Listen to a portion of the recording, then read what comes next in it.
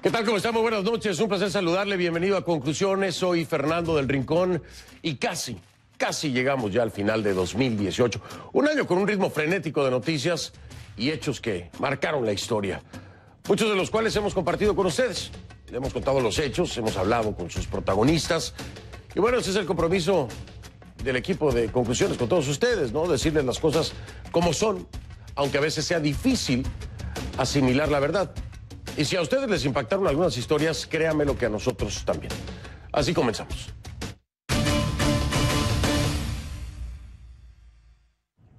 Le pido que a partir de ese momento me acompañe utilizando la etiqueta numeral Conclu 2018. El hashtag es Conclu 2018. Sus comentarios, por favor, a mi cuenta en Twitter, @soyfdelrincón, @soyfdelrincón, esa es la cuenta en Twitter, Conclu 2018, la etiqueta. Nada más empezando el año asistimos al abatimiento de Óscar Pérez y de sus compañeros. Él fue uno de los hombres que ha desafiado al gobierno de Nicolás Maduro. También fuimos testigos y reportamos las protestas antigubernamentales que estallaron en abril en Nicaragua. Por supuesto, la tensión política que subió de tono en Guatemala, con el pulso entre Jimmy Morales y la CICIG, la Comisión Internacional contra la Impunidad en Guatemala.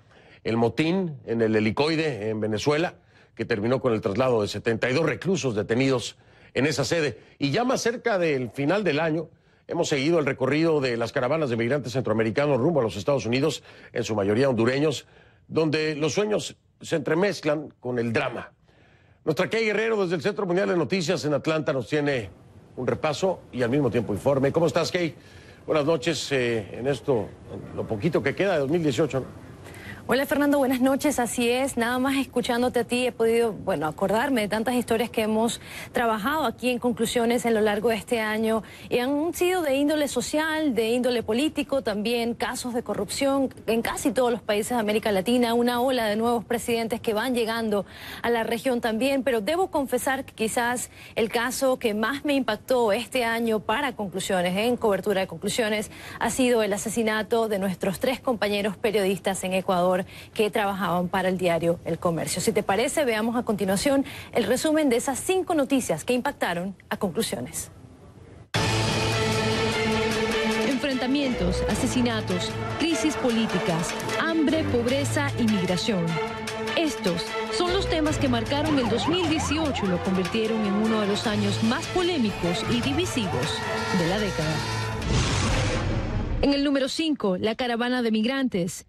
A principios de octubre, miles de migrantes hondureños, aparentemente autoconvocados, partieron a Estados Unidos desatando la furia del presidente Donald Trump, quien deliberadamente se refirió a ellos como una invasión, a pesar de que los migrantes estaban a miles de kilómetros de distancia. No nation can allow its borders to be overrun, and that's an invasion. Lo que se pensaba era una concentración de migrantes huyendo de la pobreza y la inseguridad, pronto se convirtió en un movimiento. Entre octubre y noviembre, 5 caravanas se formaron, 3 en Honduras y 2 en El Salvador. Last week I called up the United States military. We're not playing games, folks. Cientos de migrantes siguen apostados en la frontera sur de Estados Unidos a la espera de una oportunidad de ingreso. Trump desde Washington les promete que no podrán pasar. En el número 4, Venezuela. Estamos en el Helicoide, centro de tortura del SEBIN. Esto está tomado pacíficamente por los presos políticos. El 16 de mayo, un grupo de políticos opositores venezolanos, presos en una sede del Servicio Bolivariano de Inteligencia en Caracas, tomaron control temporal del recinto. Estamos aquí porque nos cansamos de que torturaran. Hoy casi matan nuevamente un compañero. Y la petición es clara y sencilla y solamente vamos a hablar con el fiscal general. Caracas niega los señalamientos.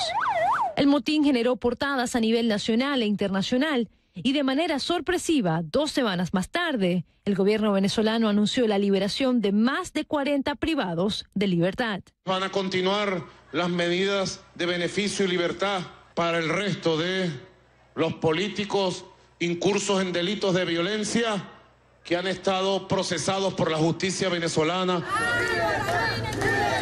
Grupos pro derechos humanos celebraron la decisión, aunque reclamando que los líderes opositores jamás debieron haber sido detenidos. En el número 3,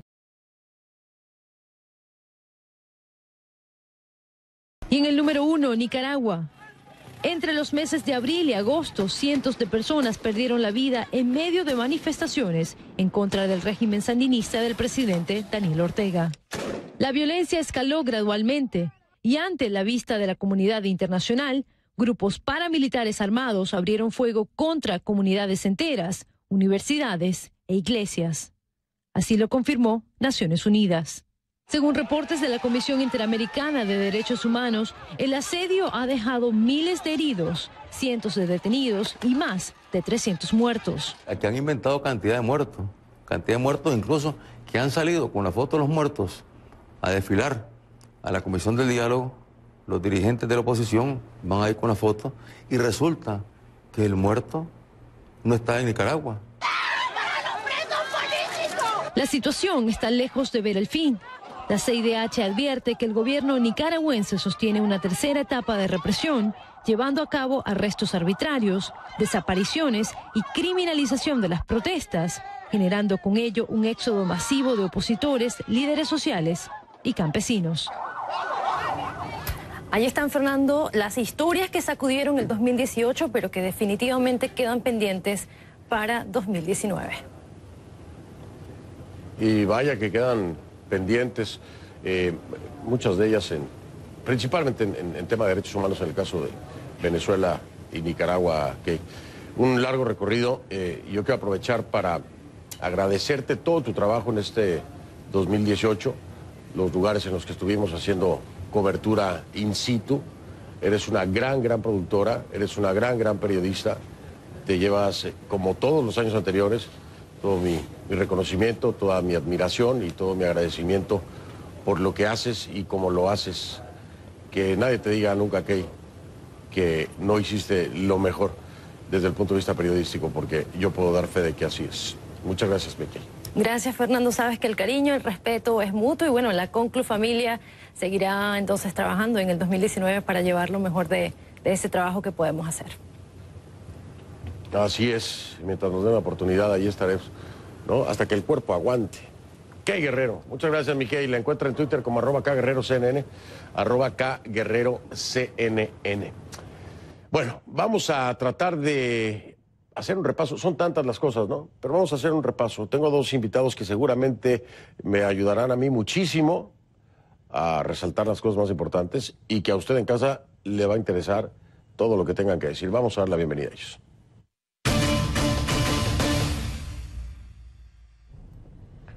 Le doy la bienvenida a Diego Arria, ex embajador de Venezuela ante la ONU, quien nos acompaña desde la ciudad de Nueva York, y a Juan Carlos Hidalgo, analista de políticas públicas de América Latina del Cato Institute. Bienvenidos a ambos, gracias por estar en este programa especial de Conclusiones. Buenas noches. Gracias, Fernando. Gracias a ustedes. Y bueno, les digo en este programa especial, pero gracias por todas sus colaboraciones durante este 2018. De verdad que han sido muy amables, siempre es muy enriquecedor el escucharlos y pues tener ese conocimiento amplio y vasto de lo que ustedes saben y conocen acerca de Latinoamérica. Les diría, no sé por dónde empezar, pero sí sé por dónde empezar. Sí sé por dónde empezar porque son temas que parecen no tener fin, y les estoy hablando de Venezuela y Nicaragua. Estoy hablando de acontecimientos tan extremos, Diego Arria, Juan Carlos, como la transmisión en vivo de lo que después fue calificado como, bueno, como siempre digo, depende a quién le preguntes, pero calificado por la oposición y por la gran mayoría de la comunidad internacional como la ejecución en vivo a través de una plataforma digital de Óscar Pérez y sus compañeros. Una situación que muchos pensaban era el parteaguas con respecto precisamente al gobierno de Nicolás Maduro, y no fue así, Diego. Se ha llegado hasta este extremo, esta evidencia contundente en el ámbito de los derechos humanos, y Diego, aún el gobierno de Maduro sigue al frente. Efectivamente, Fernando, ha sido un ajusticiamiento, un asesinato cometido por militares con la autorización del narcotirano Maduro, y todos los venezolanos y el mundo entero lo vio. Óscar Pérez realmente es un héroe de la resistencia venezolana, un hombre valiente que dio su vida buscando la libertad de los venezolanos. Y esto ha quedado absolutamente sin ninguna responsabilidad y ninguna consecuencia para el narcorrégimen. Y al mismo tiempo yo aprovecharía la oportunidad, los mismos venezolanos tendrían que recordar cuando una persona como Óscar Pérez hace un esfuerzo de tal naturaleza y no debería ser olvidado. Sin embargo, se olvidó, lo dices tú, o sea, no hubo consecuencia, por lo que ha sido sorprendente. Nunca en mi carrera periodística había visto algo así, una ejecución en una transmisión en vivo, pidiendo que no les disparen, anunciando que se quieren entregar. Juan Carlos Hidalgo, ¿hay alguna salida para el tema Venezuela? Porque han sido muchos años ya, pero cuando tienes un matiz como este, tienes un caso como este, tan trágico, el primero en su naturaleza en el mundo, es decir, un Óscar Pérez pidiendo no les disparen, nos vamos a entregar, hay niños o mujeres dentro del lugar, es decir, estaban todos los elementos dados para entregarse, primero, y además es un principio de guerra, el respetar la vida del enemigo en el caso de que se anuncie una entrega, ¿no? Una rendición voluntaria, pero no ha pasado nada, Juan Carlos, ¿hay alguna forma de que se pueda avanzar en este sentido? No, yo creo que si en el 2017 vimos la confirmación final de la destrucción de la democracia en Venezuela por la vía electoral, con la consolidación de la Asamblea Constituyente, con este ajusticiamiento en vivo y a todo color de Óscar Pérez, creo que fue una confirmación también, fue un mensaje contundente por parte del régimen de que cualquier alternativa militar para sacar al régimen va a ser enfrentada de la manera más cruenta posible. O sea, la manera en que se ajustició a Óscar Pérez tenía todo el sentido desde el punto de vista de Miraflores, que era enviar un mensaje a las Fuerzas Armadas de que cualquier disidencia va a ser enfrentada de una manera cruenta. Así que no debería sorprendernos eso, y si hemos visto algo que ha quedado muy claro es que este año ha habido reportes de supuesta disidencia dentro de las Fuerzas Armadas, pero nada que se materialice en una intentona por remover al gobierno, puesto que se sabe que las consecuencias van a ser terribles. Sí, están jugándose la vida. Ahora, Diego Arria, la pregunta cruda, pero real, y sobre todo tú con una perspectiva después de haber participado en la Organización de Naciones Unidas, ¿de qué han servido los organismos internacionales? ¿De qué ha servido la OEA? ¿De qué ha servido el Grupo de Lima? Hablan de ejercer presión y ejercer presión, pero es una presión que hoy no ha tenido un resultado concreto. 2018 nos dijo, hay presión, hay presión, hay presión, y somos testigos de una ejecución en vivo que no tiene ninguna consecuencia. ¿De qué han servido, Diego? Fernando, yo he visto, estando en el Consejo de Seguridad de las Naciones Unidas, cómo se imponían sanciones, se conversaba, se dialogaba en Bosnia, en Ruanda, en Somalia, y mientras pasaba el tiempo mataron 400.000 personas en Ruanda, 200.000 en Bosnia, ciento y tantos mil en Somalia, igual en otros lugares del mundo. Pero debo decirte algo, este año ha sido muy importante para la causa del rescate de la libertad, y creo que lo ha marcado una persona, que ha sido el secretario general de la Organización de Estados Americanos, Luis Almagro, que puso ante los ojos del mundo de una manera documentada el nivel de los delitos de lesa humanidad, de los crímenes, de la corrupción, de la responsabilidad de este régimen por el desastre económico, financiero, humano, etc. O sea, sí ha habido y eso lo ha llevado a la Corte Penal Internacional. O sea, él sacó de la indiferencia de la comunidad internacional el rol que ha jugado Almagro ha sido muy importante. El Grupo de Lima en su momento también lo hizo, Fernando. También lo ha hecho los Estados Unidos, lo ha hecho la Comunidad Europea, lo ha hecho el Canadá y otro grupo de países en América Latina. Y sin embargo, el caso venezolano, la única manera de rescatar la libertad en Venezuela no va a ser con pequeñas sanciones ni con más discusiones, va a tener que tener una cooperación internacional que use realmente la fuerza, porque no hay otro calificativo para sacar a una narcotiranía que ha atrapado y ha aprisionado a todo un país, porque no es un régimen, no es un gobierno, es una pandilla criminal. Diego Arria, durante este año, Juan Carlos, ha defendido y ha planteado el principio de la responsabilidad de proteger. Muchas personas brincaron en cuanto Diego Arria habló acerca de esto, porque bueno, habla ya básicamente de una intervención, el tema de la responsabilidad de proteger. Y te pregunto, la segunda opción, esta es planteada por Diego Arria, la segunda opción que otros ven es el tema económico, ¿no? Bloqueos en el ámbito económico para ahorcar económicamente al gobierno de Nicolás Maduro. ¿Cuál de las dos te parece que sería la estrategia correcta? ¿La planteada por Diego Arria, que está aquí con nosotros, en una responsabilidad de proteger, o definitivamente, si nos vamos por la vía económica de cortar el flujo de capitales, tendría mayor efectividad? ¿Qué piensas tú? Bueno, yo sinceramente no comparto ninguna de las dos. Una intervención militar creo que no es lo correcto, particularmente porque tendría que ser por parte mayormente de Estados Unidos, y eso tiene un triste legado en América Latina, el intervencionismo estadounidense. Recién murió hace unas semanas el presidente Bush 41, ¿verdad?, que fue el último que invadió un país latinoamericano, que fue Panamá. Yo no creo que esa debe ser la opción. Ciertamente el problema de Venezuela se ha vuelto un problema regional. Estamos hablando de 3 millones de venezolanos que han sido expulsados en los últimos años de la región. Algunos países como Ecuador, como Perú, están enfrentando grandes problemas, y Colombia, por supuesto, de refugiados. Pero no creo que una intervención militar vaya a ser la manera en que se pueda resolver esto. En cuanto a sanciones económicas, el problema es que estamos ante una pandilla, como bien lo menciona Diego. No estamos ante un gobierno que, si vos lo apretas, va a salir del poder de manera voluntaria. Hay maneras en que esta pandilla está recibiendo dineros que ni siquiera son lícitas, como es el narcotráfico. Entonces yo dudo mucho de que si se aplican sanciones, como por ejemplo un bloqueo al petróleo venezolano, eso vaya a sacar del poder a Venezuela, al régimen venezolano. Recordemos de que un tipo de esas sanciones tiene que tener apoyo básicamente multilateral para ser efectivas. Si China, Rusia y otros actores siguen comprando petróleo venezolano, y que es muy probable que lo hagan, entonces probablemente eso va a hacer de que el régimen continúe en el poder, y cualquier efecto nocivo va a ser sentido únicamente por la población. El mismo gobierno de los Estados Unidos que continúa comprando petróleo, ¿no? Hay que hablar de esa doble moral. Diego, voy a hacer pausa, regreso y te prometo que te doy la palabra para replicar al planteamiento que hacía nuestro Juan Carlos Hidalgo. No te me desesperes. Regreso de inmediato para escuchar a Diego Arria, y por supuesto continuamos con Juan Carlos Hidalgo en este programa especial de Conclusiones 2018. Las historias que de alguna u otra forma marcaron al mundo, y a este es su programa Conclusiones. Ya vengo.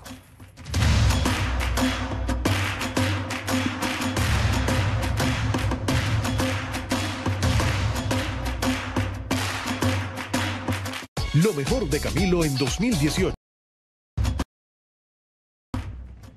Continuamos con Diego Arria, ex embajador de Venezuela ante la ONU, y Juan Carlos Hidalgo, analista de políticas públicas para América Latina del Cato Institute.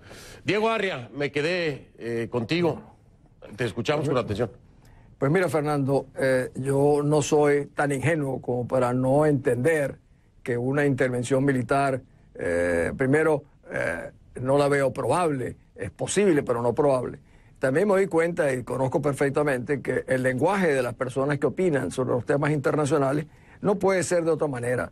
Diálogo, conversación, pacificación ordenada en la misma Asamblea Nacional de Venezuela.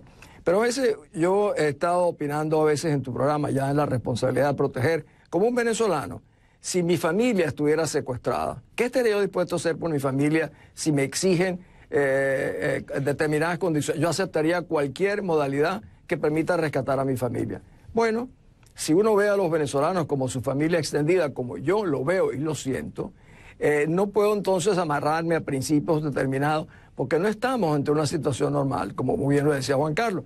Esto es una narcotiranía criminal, militarizada. Entonces, la pregunta que uno tiene que hacerse es que ¿hay alguna manera ordenada, pacífica, de salir de esto? No. Entonces los venezolanos estamos condenados a que se perpetúe un régimen de esta naturaleza y que siga martirizando, y que los venezolanos sigan huyendo a un ritmo que puede llegar al año entrante a 5 millones de habitantes. Pues mira, Fernando, Juan Carlos, yo me niego a aceptar eso. Y me niego ya en pleno conocimiento de lo que yo he visto en situaciones en otros lugares del mundo aún peores, y me doy cuenta de dónde ha llevado este tipo de conversaciones, situaciones, y al final ha tenido que usarse la fuerza. La fuerza no significa necesariamente poner las botas en determinado país. Implica usar todos los elementos de disuasión de poder que tienen. Por ejemplo, ahora en mayo, en enero, Maduro pasa a ser un presidente ilegítimo, aunque para nosotros lo es hace mucho tiempo. Ese es el momento que, por ejemplo, los Estados Unidos, Costa Rica, Colombia, etcétera, desconozcan a los representantes diplomáticos que Venezuela tiene en el exterior, porque no es un gobierno legítimo. Bueno, esa es una manera de intervenir, una manera muy importante de intervenir. Es decir, ¿cuántos años tiene el régimen de Nicolás Maduro siendo presionado, cuestionado, señalado? Y bueno, no pasa nada, ¿no? Regañan al niño, pero no lo castigan. Y entonces vemos el fenómeno muy similar, con otra densidad poblacional, en Nicaragua. En los enfrentamientos con Nicaragua, y hablando de densidad poblacional, las muertes fueron mucho más elevadas en términos porcentuales que las que hubo en Venezuela en los enfrentamientos, en las protestas antigubernamentales. Pero se atreven a dar el paso, Juan Carlos. A lo que me refiero aquí, esto que no está dando resultado con Venezuela no permite que se malentonen para hacerlo en otros países como Nicaragua, porque si hubiera un antecedente contundente con un país como Venezuela, yo no sé si Nicaragua hubiera ocurrido lo mismo. Sí, bueno, lo de Nicaragua fue sorpresivo para muchos, aunque ya se venían dando manifestaciones contra el régimen de Ortega en meses y años previos.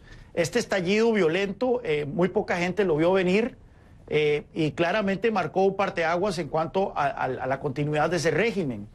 Nuevamente vemos de que en circunstancias normales, si nosotros analizamos la historia de América Latina, por lo menos en los últimos 30, 40 años, veríamos que ante situaciones de violencia ciudadana similares, la mayoría de los gobernantes agarrarían un helicóptero y se irían. Pero estamos ante camarillas criminales que prefieren un derramamiento de sangre masivo antes de salir del poder.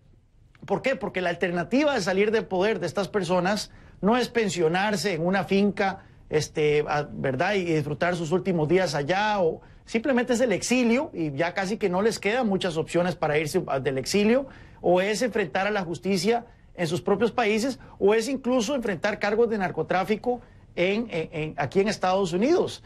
Así que lo de Nicaragua es un caso donde lamentablemente parece que el régimen se salió con la suya nuevamente a partir de una cruenta represión, el uso indiscriminado de la fuerza por parte de la policía. Ni siquiera tuvo que recurrir al ejército Daniel Ortega.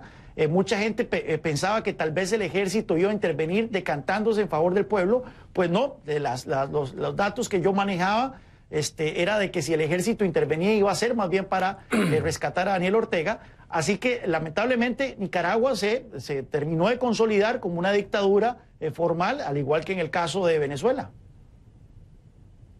Y aquí el fenómeno es que tiene tantas similitudes con el tema venezolano. Hay un éxodo también, está el éxodo masivo de venezolanos que tiene un impacto en países como Colombia, como Ecuador, como Perú, pero entonces de pronto Costa Rica, ¿no? Tu país se ve afectado. Aquí mismo lo hablé con la vicepresidenta, se ve afectado por un éxodo de nicaragüenses que empiezan a buscar refugio precisamente en Costa Rica. ¿Por qué, Diego, se sigue así? A ver, este es un principio básico, ¿no? Es una constante. Si tú haces las cosas igual, siempre obtendrás el mismo resultado. La comunidad internacional reaccionó igual, casi igual, ante el tema de Nicaragua, cuando el resultado que han obtenido con Venezuela no ha tenido el efecto que se busca. Y el proceder es igual con Nicaragua. De nueva cuenta vimos a la Organización de Estados Americanos, un Luis Almagro un poco más tibio, criticado al principio, y después el éxodo, de nueva cuenta impactando a otro país. Pero Diego, las cosas siguen haciendo igual. Pues mira, Fernando, Juan Carlos, tal vez yo, cuando le pongo pasión al tema, es porque yo he vivido y he presenciado procesos muy conflictivos, Ruanda, Bosnia, por ejemplo, Srebrenica, y he oído tanto estas conversaciones de la paz, de la manera suave, etcétera, y al final, cuando sucede el genocidio, ¿por qué viene la responsabilidad de proteger como una doctrina de las Naciones Unidas, no incorporada a su carta? Porque el secretario general, Kofi Annan, después de estos hechos, hace una confesión y dice que las Naciones Unidas le ha fallado a Ruanda, a Bosnia, justamente por haber impedido que se utilizara justamente la fuerza que al final se utilizó. Y eso lo dice no una persona que no crea en los principios del derecho internacional, lo dice el secretario general de las Naciones Unidas en un informe de la Asamblea General, reconociendo que si no se utilizaba la fuerza, si se hubiera utilizado oportunamente o la presión de la fuerza, no habría habido el genocidio ni en Ruanda ni en Bosnia. Es por eso que yo insisto que el problema de la presión, el poder de disuasión que tienen las grandes potencias, en este caso los Estados Unidos, es muy importante. Eso no implica invadir a un país, pero sí utilizarla. Y por eso que es una combinación de hechos. Son sanciones, son el manejo económico también, y es también hacer una especie de cerco profiláctico a un régimen narcomilitarizado. Y por eso creo que el 10 de enero, a pocos días ahora que estamos al frente, donde Maduro pasa a ser ante la comunidad internacional absolutamente ilegítimo, es el momento de apretar aún más, que es desconocer a todo el cuerpo diplomático que Venezuela tiene en el resto del mundo. En ese momento desnudarlo ante la comunidad internacional y desarmarlo de estos agentes que tienen regados por el mundo. Pero vea qué interesante. Voy a hacer pausa, Juan Carlos, si me permites marcar la pausa, regreso, y así como hice un momento con Diego, de regreso te cedo la palabra para escuchar tu comentario. Regreso entonces, Diego Arria nos acompaña, también Juan Carlos Hidalgo. Este es un especial de conclusiones 2018. Conclu 2018 es la etiqueta, @soy F del Rincón, la cuenta en Twitter. Gracias por acompañarnos. Vamos a continuar con esto. Aún hay mucho por hablar. Estamos en una etapa probablemente de mayor riqueza periodística en la región. Y está pasando de todo. Conclu 2018. Le recuerdo la etiqueta numeral Conclu 2018 en Twitter, sus comentarios @soy F del Rincón, la cuenta de Twitter. Diego Arria, Juan Carlos Hidalgo, me quedé pendiente. Juan Carlos Hidalgo tenía la palabra para continuar con este análisis del tema de Venezuela y la comunidad internacional. Juan Carlos, adelante. Sí, no, para mencionar el tema del cerco, este cerco diplomático, este cerco de sanciones que mencionaba Diego, yo estoy totalmente a favor, pero es muy difícil de coordinar. Vea tan solo el Grupo de Río, justo cuando se estaba empezando a articular un conjunto de países latinoamericanos que estaban poniéndole más presión a Venezuela. Vemos la llegada al poder de Andrés Manuel López Obrador a uno de estos países, a México, y uno de los más importantes, y empieza a adoptar una posición más suave con respecto al régimen venezolano y al tema de Nicaragua. En la comunidad internacional tenemos dos países que no son nada despreciables, China y Rusia, y son países que han dejado claros de que van a apoyar al régimen de Nicolás Maduro. Entonces, no podemos hacernos la ilusión de que estas sanciones, de que ese cerco diplomático por sí solo va a poner suficiente presión para que estos sátrapas salgan del poder. Al final de cuentas, cuentan con aliados que no son nada despreciables, y esto va a hacer de que entonces tengan más apoyo para aferrarse al poder. Y estamos hablando de, en este contexto perdón, para que lo entiendan, estamos hablando de Venezuela y Nicaragua en este momento. Es decir, el planteamiento aquí ya se globaliza porque son los dos países que tienen señalamientos de graves violaciones a los derechos humanos. No lo digo yo, está en documentos de las mismas investigaciones de la CIDH, ¿no? Y lo ha mencionado también la alta comisionada para los derechos humanos, Michelle Bachelet, que estuvo precisamente aquí en el programa con un servidor. Pero es cierto lo que dice Juan Carlos, Diego, es muy difícil coordinarlo. Vimos a un México con el gobierno del expresidente Peña Nieto, encabezado por Luis Videgaray, lo platicábamos tú y yo en algún momento de este mes, que en algún punto se convirtió en punta de lanza, ¿no? Luis Videgaray y México para empujar con sanciones y en el tema Venezuela. Y de pronto ahora la política cambia completamente, se ha perdido México en ese sentido en el contexto internacional para ver cómo se toman una fotografía oficial, Cilia Flores, Maduro, Andrés Manuel López Obrador y la primera dama. Es decir, ya perdiste México, Diego, ¿cómo poder tener continuidad? Yo creo, Fernando, que lo que dice Juan Carlos es más que razonable, aunque yo no creo que Rusia y China no van a confrontar a los Estados Unidos por el caso de Venezuela. Pero coordinar a la comunidad internacional evidentemente no es nada fácil.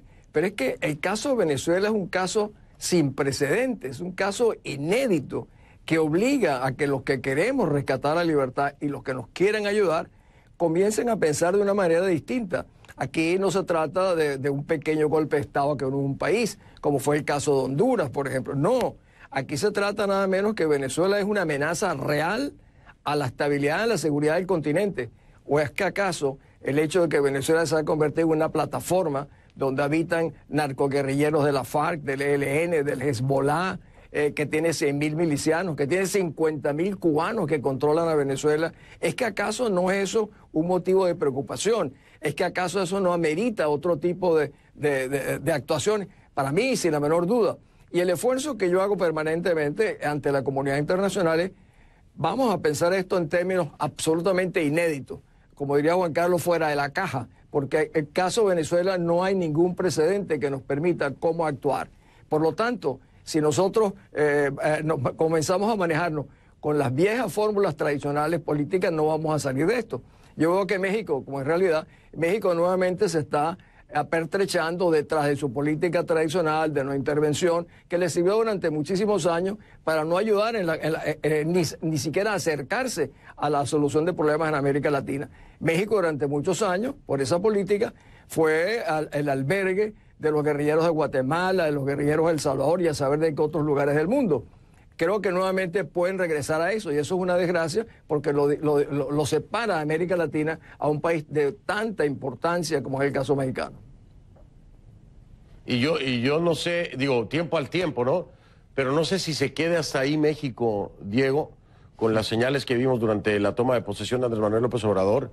No sé si vaya más allá, como convertirse en un país que colabora. Juan Carlos Hidalgo, parece que estás de acuerdo con esta reflexión. Sí, totalmente. O sea, más bien yo creo que el mejor de los escenarios, sí, México vuelve a la política del avestruz, ¿verdad? Pero yo creo que vamos a ver algo peor. Vamos a ver un régimen abiertamente amigable y buscando vías de cooperación con Venezuela y con Nicaragua. Es una desgracia realmente. Y ahora, te digo, tiempo al tiempo, ¿no? Pero las señales que hoy estamos teniendo por parte de Andrés Manuel López Obrador, así tan rápido, primero en la presencia de estos Maduro, Díaz-Canel y Evo Morales, pero por el otro lado, el tema de crear subdelegados para todos los estados, el tema de la Guardia Nacional, el tema de la posibilidad de recibir médicos cubanos, referendo revocatorio. O sea, hay muchas similitudes, está claro lo que dice Juan Carlos Hidalgo. Pero hablaba de un tema, Juan Carlos hablaba de un tema, Diego, importante. Es una amenaza, estamos hablando de una amenaza, Venezuela, Nicaragua, en este sentido, ambos países, para la estabilidad, y son vistos para muchos países de la región como una amenaza, ¿no? Pero yo te pregunto, ¿la administración Trump lo tiene claro, Diego? ¿Les importa en la administración Trump en los Estados Unidos? Porque, seamos claros, si Estados Unidos no da el golpe en la mesa, difícilmente se alinearán los países del continente para hacer algo contundente y frontal. Yo no sé si Trump lo tenga claro o si es nada más un recurso para obtener resultados políticos, ¿no? Yo hace tiempo llegué a la conclusión de que cuando uno habla de la comunidad internacional, que suena muy grande, es realmente los Estados Unidos. En la medida en que los Estados Unidos no entren en un conflicto, no existe la comunidad internacional. Y también el poder en los Estados Unidos es un poco como la hidra, que tiene muchísimas cabezas. El Congreso tiene una posición, el Departamento de Defensa tiene otro, el Departamento de Estado y por supuesto el presidente de los Estados Unidos. Están alineados todos, creo que estuvieron alineados en una parte del año, cuando decía Juan Carlos, cuando el Grupo de Lima realmente estaba más activo y México también lo respaldaba. En ese momento creo que estuvimos en un momento casi ideal para que hubiera una acción mucho más contundente. Esto se ha venido suavizando y en cierta medida, Fernando y Juan Carlos, el hecho de que la propia Asamblea Nacional Venezolana diga, bueno, vamos a ir a un proceso de transición ordenada, pacífica, el que está observando afuera dice, caramba, vamos a esperar a ver si estos venezolanos realmente son capaces de hacer eso, a pesar de que estamos frente a una narcodictadura, una tiranía militarizada. ¿Cómo se hace eso? La verdad que yo no creo que sea posible, pero el que nos observa de afuera, evidentemente cualquier iniciativa la pone en el refrigerador hasta ver cómo se comportan algunas de las dirigencias políticas venezolanas, que por cierto estamos sufriendo justamente la falta de, no es la falta de unidad, es la falta de actuación en la cual los políticos, las organizaciones políticas tradicionales cada vez representan menos gente en Venezuela. Y ese es realmente el gran drama que tenemos por delante. Me queda muy poco tiempo, Juan Carlos Hidalgo, con el tema, me queda un minuto para el segmento, con el tema Trump. ¿Crees que va a haber algún cambio en la política con respecto a Latinoamérica para atender estos temas? No, yo creo que hay cero apetito aquí en Washington por una intervención mayúscula. No sé si seguimos hablando de una intervención militar.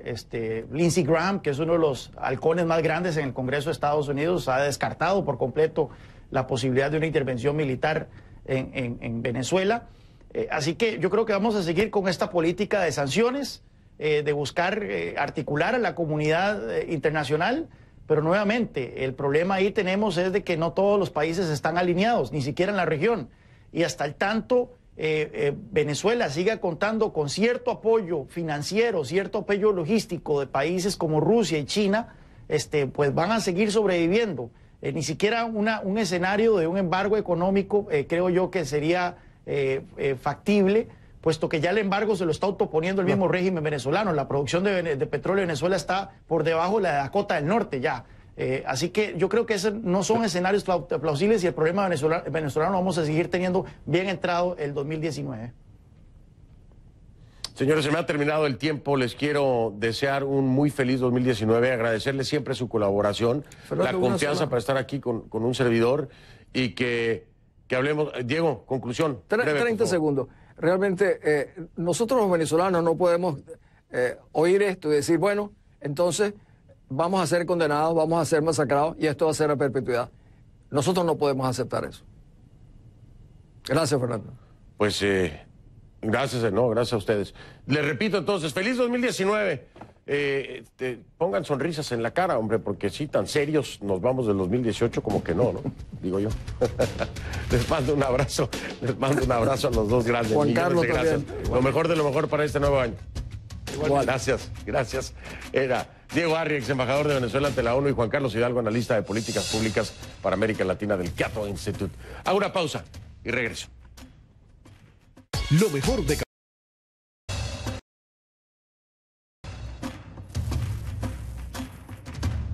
El 15 de enero de 2018, Venezuela despertó de golpe. Desde horas de la madrugada, la prensa local reportaba sobre un amplio despliegue colectivo de civiles armados y fuerzas especiales de la Policía Nacional a las afueras de Caracas. Se trataba de un operativo de captura. El objetivo, Óscar Pérez, el inspector policial que se rebeló en 2017 en contra del gobierno de Nicolás Maduro, pero lo que se pensaba iba a ser un arresto terminó con un violento ataque que puso fin a la vida de Pérez y otros 6 integrantes de su grupo. Los pedidos, las súplicas quedaron grabados en redes sociales, así como su intención de entregarse, de rendirse. Nuevamente, Key Guerrero con el informe. Nosotros no estamos disparando y nos siguen atacando. ¡Nosotros no estamos disparando! Nos atacan por todos los flancos. ¡Pero están disparando de afuera! Estamos negociando para entregar porque aquí hay gente inocente, hay civiles y ellos no quieren. Nos quieren matar literalmente. Venezuela comenzó el 2018 con un sangriento operativo que puso fin a la vida del piloto e inspector venezolano Óscar Pérez. Nos están atacando con lanzagranadas. Tienen toda la casa llena de agüeros.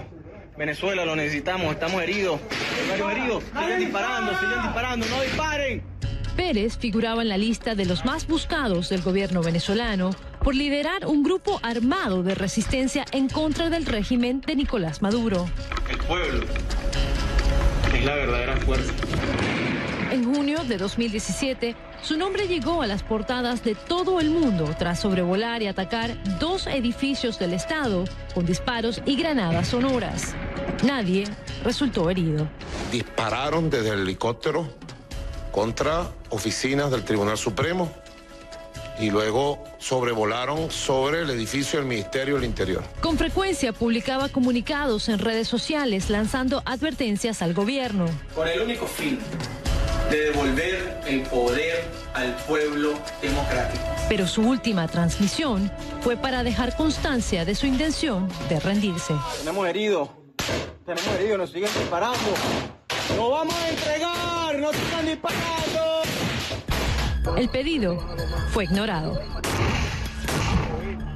Unos 100 hombres con armamento de guerra, entre ellos fuerzas especiales, policía y grupos colectivos, rodearon el área montañosa donde Pérez y 6 integrantes de su grupo se escondían en el norte de Caracas. Ese 15 de enero, y en medio de versiones contradictorias, el gobierno venezolano confirmó que todo el grupo fue abatido.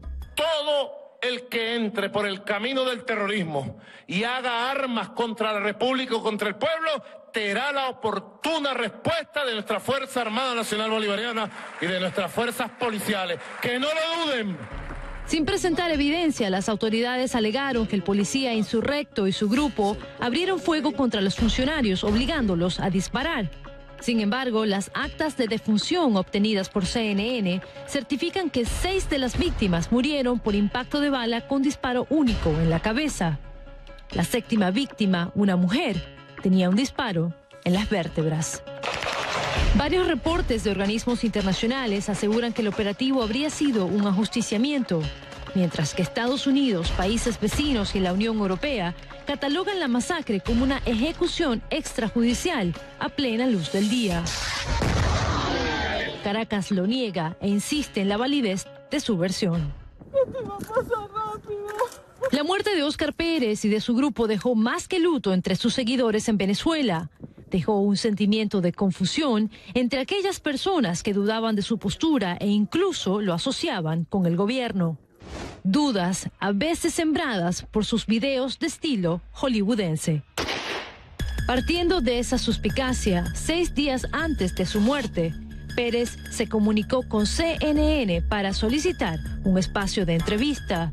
Decía que quería aclarar los cuestionamientos. Óscar, de entrada preguntarte por qué en ese momento esta entrevista, cuál es el objetivo y qué importancia tiene hacerla el día de hoy. Bueno, Fernando, te explico.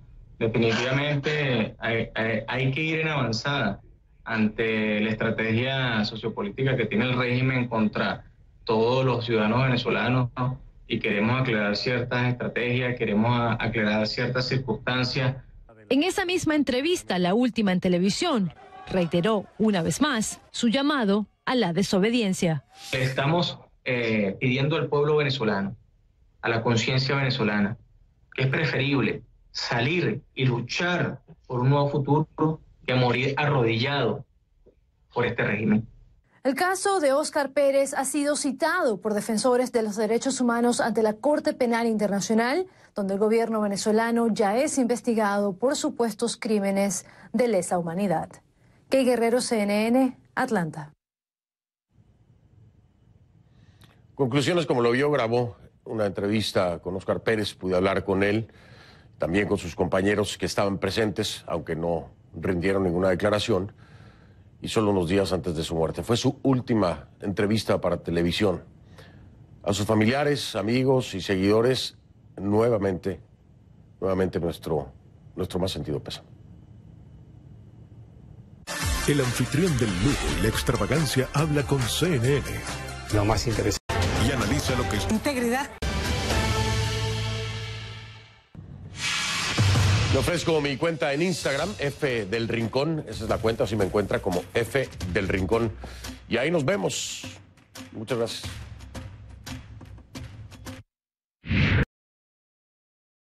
Muy divierte